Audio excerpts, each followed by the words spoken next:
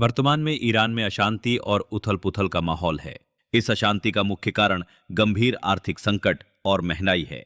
28 दिसंबर 2025 को शुरू हुए ये विरोध प्रदर्शन अब पूरे देश में तेज हो गए हैं। बढ़ती मुद्रास्फीति, बेरोजगारी, गिरता जीवन स्तर और राजनीतिक चुनौतियों ने प्रशासन को बहुत कमजोर कर दिया है।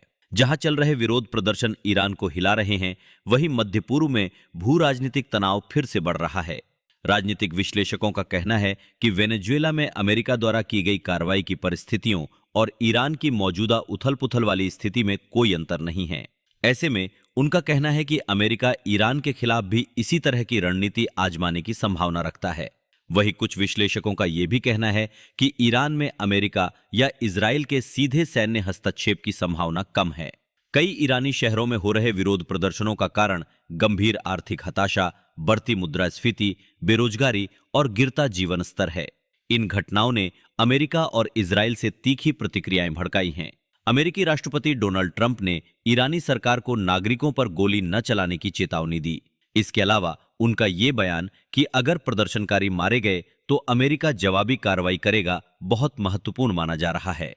ईरान के सर्वोच्च नेता अयातुल्ला अली खुमैनी ने कहा है, ये विरोध प्रदर्शन विदेशी साजिशों का परिणाम है। उनका आरोप है कि विदेशी ताकतें ईरान की आंतरिक समस्याओं का फायदा उठाकर देश को अस्थिर करने की कोशिश कर रही हैं। अमेरिका द्वारा वर्षों से लगाए गए प्रतिबंधों ने ईरान को गंभीर आर्थिक दबाव में डाल दिया है। ईरानी रियाल बुरी तरह गिर गया है। खबरों के अनुसार ये $1 के मुकाबले लगभग 42,000 रियाल के स्तर पर पहुंच गया है। खाद्य पदार्थों की कीमतें तेजी से बढ़ी हैं, रोजगार के अवसर कम हो गए हैं और सरकार पर लोगों का भरोसा टूट गया है। इन चुनौतियों के बावजूद ईरान के इस्लामिक गणराज्य की सत्ता पर पकड़ मजबूत बनी हुई है। इस्लामिक रिवोल्यूशनरी गार्ड कॉर्प्स, जिसे ईरान का सुरक्षा कवच माना जाता है, वफादार और सक्षम बना हुआ है। कहा जाता है कि ये इतना शक्तिशाली है कि वहां अचानक शासन का पतन संभव नहीं है। अमेरिकी राष्ट्रपति ट्रंप के आक्रामक भाषणों ने चेतावनी दी है। ट्रंप ने सार्वजनिक रूप से ईरान को चेतावनी दी, प्रदर्शन कर रहे लोगों को मत मारो।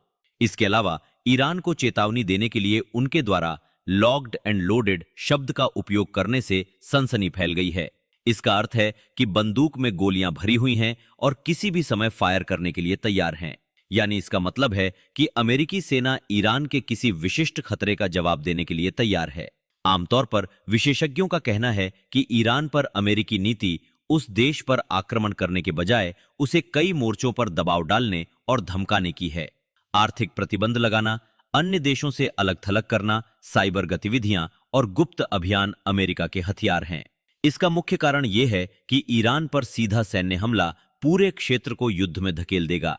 ये फारस की खाड़ी, इराक, सीरिया और लेबनान को प्रभावित करेगा। अमेरिकी राजनेताओं को पता है कि इससे उन्हें भारी नुकसान होगा। इसलिए विशेषज्ञों का कहना है कि अमेरिका ने कई मोर्चों पर दबाव डालने और धमकाने को ही ईरान पर अपनी नीति बनाया है। वेनेजुएला के विपरीत ईरान कूटनीतिक रूप से अलग थलग नहीं है। ये रूस और चीन के साथ मजबूत संबंध बनाए रखता है। रूस और चीन किसी भी एक तरफा अमेरिकी सैन्य कार्रवाई का कड़ा विरोध करेंगे। ये वैश्विक संदर्भ अमेरिका के विकल्पों को कुछ हद तक सीमित करता है। इस स्थिति में वरिष्ठ ईरानी नेता अली लारिजानी ने इसे ईरान के आंतरिक मामलों में खुला हस्तक्षेप बताया। उन्होंने कहा कि विरोध प्रदर्शन एक आंतरिक मामला है और इसमें किसी भी विदेशी देश का हस्तक्षेप शत्रुतापूर्ण माना जाएगा। इसके अलावा यह भी कहा जा रहा है कि ईरान के खिलाफ सैन्य कार्रवाई के लिए अंतर्राष्ट्रीय कानूनी मंजूरी प्राप्त करना बहुत मुश्किल होगा। इससे अमेरिका के सीधे हस्तक्षेप की संभावना और कम हो जाएगी। यह भी कहा जा रहा है कि ईरान के आंतरिक संकट में इजराइल का सीधा सैन्य हस्तक्षेप असंभव है। सीधा सैन्य हस्तक्षेप गाजा से लेकर लेबनान, सीरिया और लाल सागर तक कई मोर्चों पर युद्ध की उथल-पुथल पैदा करेगा। उनका कहना है कि इजराइल इसे मौजूदा हालात में अपने लिए उपयुक्त नहीं मानता। इसलिए सीधे संघर्ष के बजाय इजराइल अमेरिका के नेतृत्व वाले प्रतिबंधों, खुफिया अभियानों और कूटनीतिक दबावों पर भरोसा करना सुरक्षित समझेगा। इसलिए ईरान के खिलाफ बड़े पैमाने पर सैन्य कार्रवाई